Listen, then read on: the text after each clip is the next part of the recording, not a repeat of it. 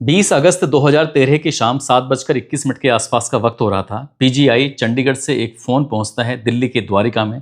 और जैसे फ़ोन पहुंचता है तो उस व्यक्ति ने रुदन आवाज़ में रोते हुए एक बात कही कि आपका बेटा हर्ष चौथी मंजिल से गिर गया है, आप जितनी जल्दी हो सके हॉस्पिटल में आ जाइए। पिताजी ने जैसे ही बात सुनी उसके बाद फिर वो थोड़ा रुक जाते हैं, रुक कर सोचते हैं, सोचने के बाद फिर से फ़ोन करते हैं। कहते हैं, भाई साहब आपको कोई गलत फहमी हुई है, मेरे बेटे का नाम हरीश राणा है, आप बोल रहे थे हर्ष। जैसे सामने वाले ने ये बात सुनी उसने कहा कि अभी एक सेकंड रुक जाइए, मैं ये कंफर्म करता हूं कि क्या वाकई ये फ़ोन आपके लिए किया गया है या ये फ़ोन किसी और के लिए किया गया है। तभी वो डॉक्टर के पास जाते हैं। डॉक्टर के पास जाने के बाद पूछते हैं कि मरीज का नाम क्या बताया था सर आपने। वो कहते हैं कि मरीज का नाम हरीश राणा है। जैसे उधर से डॉक्टर साहब कहते हैं मरीज का नाम हरीश राणा है, तभी इधर से आवाज़ पहुंच जाती है। पहुंचने के बाद फिर जो ये व्यक्ति सुन रहा था वो एकदम से थर थर से कांपने लगता है। समझ नहीं आ रहा था कि अब पूछा जाए तो क्या पूछा जाए, क्योंकि ये जो खबर थी एक तरह से लग रही थी पूरी तरह से कंफर्म थी। इसके बाद भी तसल्ली के लिए उन्होंने अपने बेटे को फ़ोन लगाया और फ़ोन लगाने की कोशिश कर रहे थे, लेकिन कई बार कोशिश करने के बावजूद भी बेटे का नंबर नहीं लग पा रहा था। इसी बीच में वो व्यक्ति तुरंत अपनी पत्नी के पास पहुंचते हैं और जाकर कहते हैं कि हमारा जो बेटा है ना वो गिर गया है, उसको बहुत ज़्यादा चोट लगी है, जितनी जल्दी हो सके सामान तैयार कर लो और हमें हॉस्पिटल के लिए निकलना है। इसी बीच में उस लड़के की छोटी बहन होती है, तुरंत आती है, वो कहती है कि नहीं नहीं, मेरी अभी आधे घंटे पहले भैया से बातचीत तो हुई थी, वो बिल्कुल ठीक हैं। रक्षाबंधन का पर्व था, रक्षाबंधन का त्यौहार था, भाई अपनी बहन के पास तो नहीं पहुंच पाया, लेकिन वो फ़ोन पर बातचीत करने के बाद अपनी बहन से बातचीत कर रहा था, उसको तसल्ली दे रहा था। लेकिन माँ और बाप कहते हैं कि तुम्हारा जो भाई है वो इस टाइम बेड पर लेटा हुआ है, और भाई ऐसा बेड पर लेटता है कि लगातार 13 साल तक उसी बेड पर पड़ा रहता है, फिर वहाँ से उठ नहीं पाता। और जब उसको उठाने की कोशिश की जाती है तो ये कहानी पूरी दुनिया के सामने जब आती है तो लोग इस कहानी को सुनकर भावुक हो जाते हैं, सोचने पर मजबूर हो जाते हैं, क्योंकि इस कहानी में जिस जज साहब ने फैसला दिया वो खुद भी भावुक हो जाते हैं। आदाब, नमस्कार, सत श्री अकाल। मैं उस्मान सैफी। उत्तर प्रदेश के ज़िला गाज़ियाबाद का एक राजनगर एक्सटेंशन इलाका है। यहाँ पर राज एम्पायर सोसाइटी है, फ्लैट नंबर A1314। यहाँ पर एक महिला की अचानक से आँख खुल जाती है एक रात, और जब आँख खुल जाती है वो तुरंत ही अपने पति को भी जगाने लगती है। जगाते जगाते कहती है, साल 2024 की बात है, वो अपने पति से कहती है, उठो, मुझे तुमसे बहुत ज़रूरी बात करनी है, अब मेरी बात सुनो। जैसे ही उस महिला ने अपने पति को जगाया, बार बार जगा रही थी, तो उस पति उठकर बैठा हो जाता है। पूछता है, क्या बात है, इतनी रात में क्यों परेशान हो रही हो। वो कहती हैं कि मैं ये चाहती हूँ कि हम लोगों को राष्ट्रपति और प्रधानमंत्री से मिलना चाहिए, उनसे बातचीत करनी चाहिए। वहाँ जाकर अपनी बात रखेंगे तो प्रधानमंत्री जी भी तो इंसान ही हैं, उनके कानों तक, उनके दिल तक जब हमारी आवाज़ पहुँचेगी तो वो भी हमारी बात सुनेंगे। राष्ट्रपति जी के पास भी जाएंगे, वहाँ भी जाकर अपनी बात रखेंगे। तब उनका जो बेटा था लगभग 11 साल से एक ही बेड पर लेटा हुआ है, वहीं खाता है, वहीं टॉयलेट करता है, वहीं सब कुछ करता है। बेटे की हालत कुछ ऐसी हो जाती है, शरीर के अंदर कई तरह के जख्म भी हो चुके हैं। और वो माँ जब अपने बेटे के बारे में बात कर रही है अपने पति से, वो कहती है कि हम अपने बेटे के लिए ना इच्छा मृत्यु की मांग करेंगे, इच्छा मृत्यु दे दो या फिर हमारे बेटे को किसी हॉस्पिटल में एडमिट करा दो। अब हम पर ये देखा नहीं जाता, हमारा सब कुछ बिक चुका है, अब हमारे पास ना कोई पैसे हैं, हम क्या करें क्या ना करें। ये बात कहते हुए जो महिला है वो रोने लगती है, लेकिन जैसे ही वो बात करते हुए अपने पति के सामने बात कर रही थी तो पति भी रोने लगता है। ये सब मुझसे नहीं हो पाएगा, मैं ये सब नहीं कर सकता, मेरे अंदर इतनी हिम्मत नहीं है कि मैं राष्ट्रपति जी से या प्रधानमंत्री जी से अपने ही बेटे की मौत की मांग करूं। महिला कहती है कि ये तो सब करना ही पड़ेगा। जब माँ ने जिद की अपने बेटे के लिए, वो भले ही उसने 9 महीने पेट में पाला, लेकिन जब 11 साल से अपने बेटी को जिस हालत में देखती थी रोज के रोज, उस पर बस रहा नहीं जाता है। तो तभी ये फैसला लिया। आखिरकार पति और पत्नी सीधा हाई कोर्ट दिल्ली की तरफ रुख करते हैं और जाकर पूरी कहानी समझाते हैं। जज साहब कहते हैं कि यहाँ इस तरह के कोई प्रावधान नहीं, आपकी याचिका खारिज कर दी जाती है। तो जब याचिका खारिज कर दी जाती है, माँ बाप का रो रो कर बुरा हाल हो जाता है, सोचने पर मजबूर हो जाते हैं, करें तो क्या करें। बेटा परेशान है, हम भी बहुत परेशान हैं, और बेटे को मुक्ति मिले तो कैसे मिले, क्योंकि वो ना जिंदा है और ना वो मर रहा है। इस तरह की बातें आखिरकार फिर से सुप्रीम कोर्ट की तरफ रुख करते हैं। सुप्रीम कोर्ट में जाने के बाद जज साहब को पूरी कहानी सुनाई जाती है, वकील भी सुनाते हैं, जो डॉक्टरों की टीम आती है वो भी पूरी कहानी सुनाते हैं। और माता पिता पूरी अपनी मजबूरी थी, पिछले 11-12 साल में जो भी हुआ था, एक एक बात को, एक एक पहलू को बारीकी से जब बताया जाता है तो जज साहब भी सुनकर उनकी आंखें भावुक हो जाती हैं, उनकी आंखों में भी आंसू आ जाते हैं, सोचने पर मजबूर हो जाते हैं, करें तो क्या करें। क्योंकि भारत के इतिहास का ये पहला ऐसा केस बनने वाला था, एक ऐसी नज़ीर बनने वाला था कि अब आगे भविष्य में जो होगा हर कोई इसी बात की दलील दिया करेगा, हर कोई इस बात के बारे में बताया करेगा, क्योंकि ये कोई पहला आदमी का केस नहीं है, ऐसे हजारों केस हैं। जज साहब ने सुना, जज साहब का नाम है JB पारदीवाला, और दूसरे जज साहब होते हैं KV विश्वनाथन। पूरी बात सुनने के बाद वो कहते हैं कि एम्स को निर्देश दिया जाता है हरीश के लाइफ सपोर्ट सिस्टम को चरणबद्ध तरीके से हटाया जाए।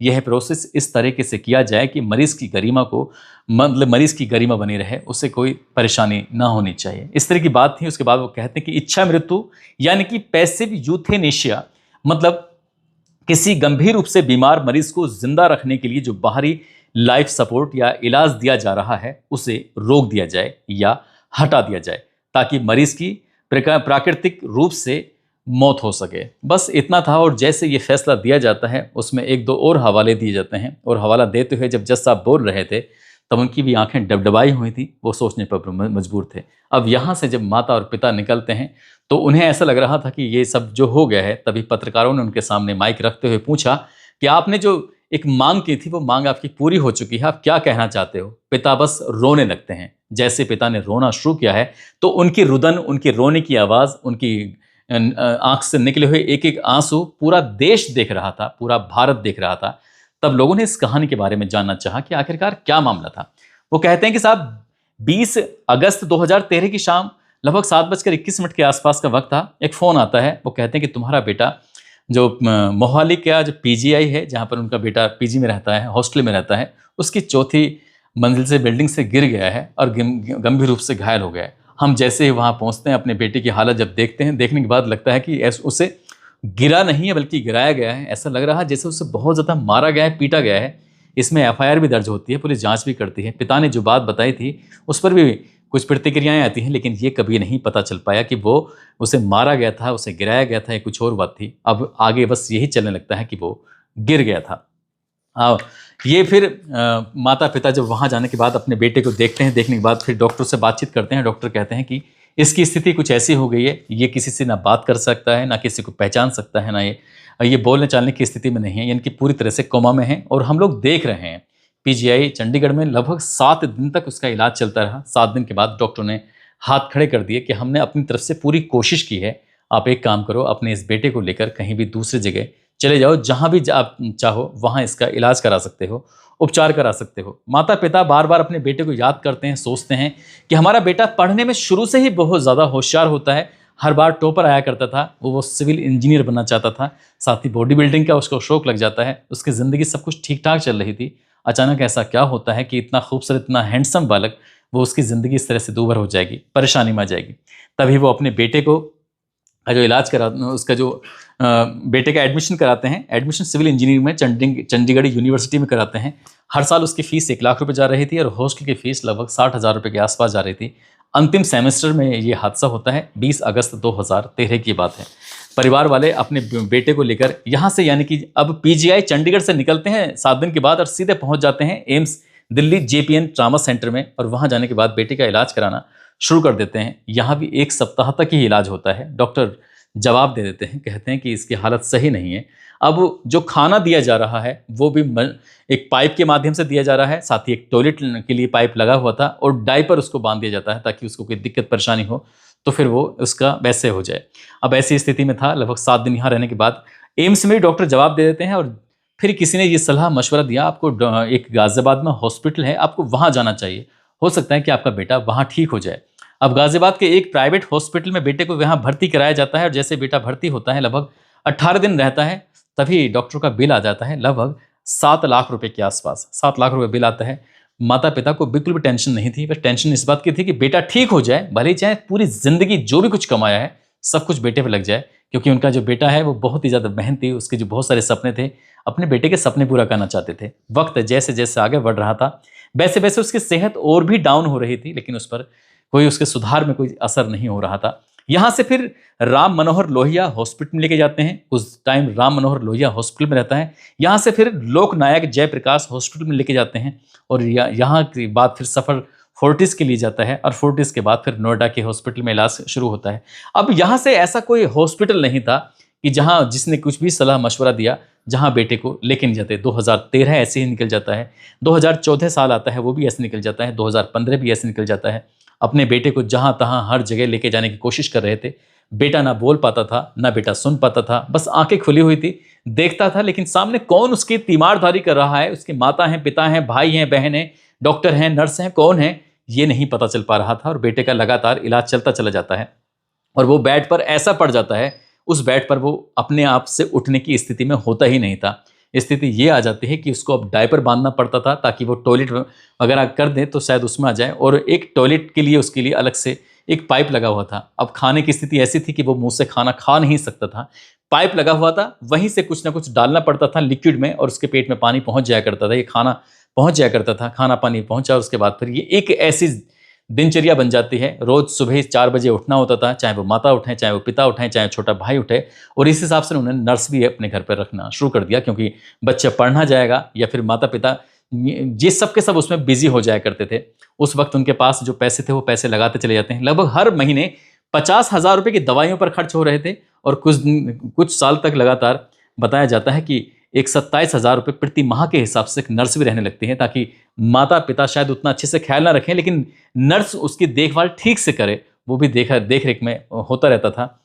वक्त आगे बढ़ रहा था, कब 11 साल बीत जाते हैं पता ही नहीं चलता, और साल 2024 आ जाता है। जैसे साल 2024 आता है तो जो महिला यानी कि उस लड़के की, हरीश राणा की माँ होती है, नाम उनका निर्मला राणा होता है, वो अपने बेटे की हालत को देखकर वो बहुत ज़्यादा रोती थी, परेशान होती थी, हर दिन दुआएं करती थी, प्रार्थना किया करती थी कि बेटा ठीक हो जाए। इस बीच में जो उनका मकान होता है ना, 2021 में द्वारका दिल्ली में, वो भी बिक जाता है। उसको बेचने के बाद वो सीधा गाजियाबाद की तरफ रुख करते हैं, वहाँ रहने लगते हैं, और जो भी उनके पास जमा पूंजी थी, जो भी उनके पास ज्वेलरी थी, जो उनके पास जो भी कुछ था, वो सब बेच देते हैं अपने बेटे के इलाज कराने के लिए, उपचार कराने के लिए। जब उनके पास नहीं रहता है तब उन्होंने नर्स को भी हटा दिया। उसके बाद फिर वो खुद से करने लगते हैं। पिता की जो एक छोटी सी प्राइवेट नौकरी थी, कुछ दिन के बाद वो भी रिटायर हो जाते हैं, और महज 3,500 रुपये प्रति माह के हिसाब से उनको पेंशन मिलती थी। 3,500 रुपये में घर का खर्चा भी चलाएं, 50-60 हज़ार रुपये जो बच्चे पे खर्च हो रहे हैं दवाइयों के रूप में, वो भी खर्च करें, बेटी की फीस भी देनी है, बेटे की फीस भी देनी है, और बेटी भी बड़ी हो रही थी, जवान हो रही थी, उसकी भी शादी भी करनी है। एक पिता पर चारों तरफ से मुसीबत आनी शुरू हो जाती हैं।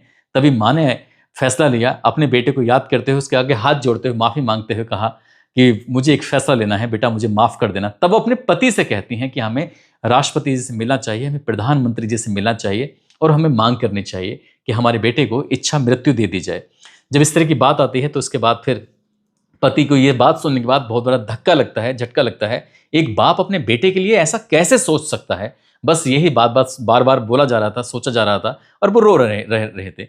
जो पत्नी होती है वो समझाने की कोशिश कर रही थी कि एक माँ होकर मैं जब इतनी बड़ी बात कर सकती तो तुम्हें क्या दिक्कत आ रही है? हमें फैसला लेना ही चाहिए। तब सलाह मशवरा लेने के बाद एक वकील के माध्यम से सीधे दिल्ली के हाई कोर्ट की तरफ रुख करते हैं। रुख करने के बाद वो अपने बेटे के लिए इच्छा मृत्यु की मांग करते हैं, लेकिन हाई कोर्ट में जब ये याचिका दायर की जाती है तो ये याचिका खारिज कर दी जाती है। कह दी जाती है कि ऐसा नहीं हो सकता।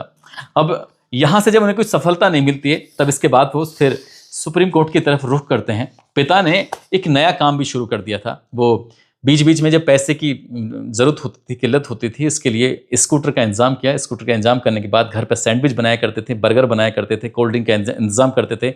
आसपास जहाँ फील्ड में बच्चे खेलते थे वहाँ जाकर उन सामान को बेचा करते थे। इस वक्त बेटा याद रहता था, या फिर बेटी रहती थी बेटे के साथ, या फिर पत्नी रहती थी। किसी न किसी को तो रहना ही है, 24 घंटे की ड्यूटी है घर में किसी न किसी की। पैसे का भी इंतज़ाम करना है। हालांकि कुछ दिन के बाद छोटे वाले बेटे की भी नौकरी लग जाती है, लेकिन उस नौकरी से भी इतना कुछ भला हो नहीं पा रहा था। यही कारण था कि फिर हाई कोर्ट के बाद सुप्रीम कोर्ट की तरफ रुख किया जाता है, और पूरी कहानी, पूरी वाकया बताया जाता है कि पिछले 11-12 साल से हम लोग किस तरह का एक एक दिन के लिए ये मुसीबत झेल रहे हैं। यदि आप इच्छा मृत्यु नहीं दे सकते तो किसी हॉस्पिटल में इसको एडमिट करा दीजिए, हॉस्पिटल में ही इलाज हो, सब कुछ वहीं हो। हम नहीं कर सकते, हम बहुत थक चुके हैं। जज साहब ने पूरी बात सुनी, और पूरी बात सुन के तब जाकर ये फैसला दिया। तब ये फैसला एक नज़ीर बन जाता है। हर कोई इस फैसले के बारे में बातचीत करना शुरू कर देता है। ये वाकई किसी भी माता, किसी भी पिता के लिए, किसी भाई, किसी बहन के लिए बहुत ही मुश्किलों भरी का फैसला था, लेकिन करते भी तो क्या करते। जो फैसला था उस फैसले के बारे में हर कोई बातचीत करने लगता है। आखिरकार ये इच्छा मृत्यु होती क्या है, इसके बारे में बताना चाहेंगे कि पैसिव यूथेनेशिया, यानी कि इसमें मरीज का इलाज या लाइफ सपोर्ट जैसे वेंटिलेटर, फीडिंग ट्यूब या दवाइयाँ की रोक दी जाती है, और ताकि मरीज की उसकी जो मौत है वो प्राकृतिक रूप से हो सके। इसमें डॉक्टर कोई नया काम नहीं करते, सिर्फ इलाज बंद कर देते हैं। मौत का कारण बीमारी ही रहती है। दूसरा होता है एक्टिव यूथेनेशिया, यानी कि दूसरी तरह की जो इच्छा मृत्यु होती है, इसमें मरीज को मौत देने के लिए डॉक्टर दवाई या इंजेक्शन का इस्तेमाल करते हैं। भारत में यह गैरकानूनी है। अगर कोई जानबूझकर किसी मरीज को दवाई देकर मारता है तो इसे BNS की धारा के तहत हत्या या हत्या या फिर जान लेने की में मदद करने के लिए माना जाता है और इसमें एक एफआईआर भी दर्ज हो सकती है। लेकिन यहाँ पर जो बात है वो पैसिव यूथेनेशिया के बारे में बातचीत हो रही है।